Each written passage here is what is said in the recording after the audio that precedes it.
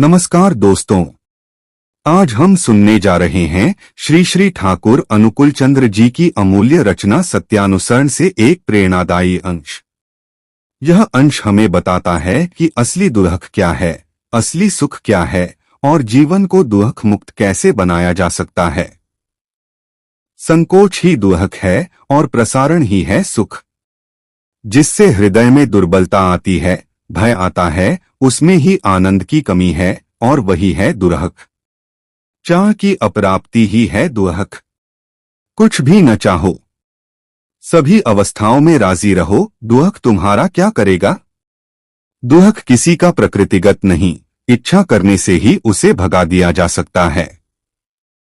परमपिता से प्रार्थना करो, तुम्हारी इच्छा ही है मंगल, मैं नहीं जानता कैसे मेरा मंगल होगा।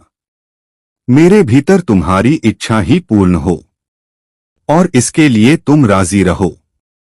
आनंद में रहोगे, दुल्हक तुम्हें स्पर्श न करेगा। किसी के दुल्हक का कारण न बनो, कोई तुम्हारे दुल्हक का कारण न बनेगा। दुल्हक भी एक प्रकार का भाव है, सुख भी एक प्रकार का भाव है। अभाव का या चाह का भाव ही है दुल्हक। तुम दुनिया के लिए 1000 उपाय कर लो, फिर भी दुल्हक दूर नहीं होगा, जब तक तुम हृदय से उस अभाव की भावना को निकाल न दो। और धर्म ही उसे कर सकता है। जब मन संकुचित होता है, डर और कमजोरी से भर जाता है, तो आनंद खो जाता है और वही दुल्हक बन जाता है। हमारी अपूर्ण इच्छाएं ही दुल्हक का कारण हैं।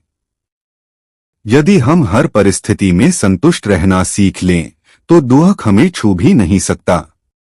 दुल्हक हमारी प्रकृति नहीं है, इच्छाओं को नियंत्रित कर लेने से इसे मिटाया जा सकता है।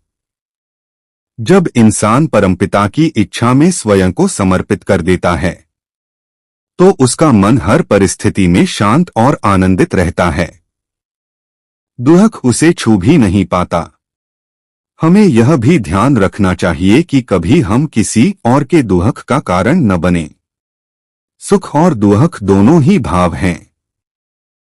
जब तक हृदय में चाह और अभाव का भाव है, तब तक दुल्हक बना रहेगा। इसे मिटाने का एक ही उपाय है, धर्म का आचरण और ईश्वर की शरण।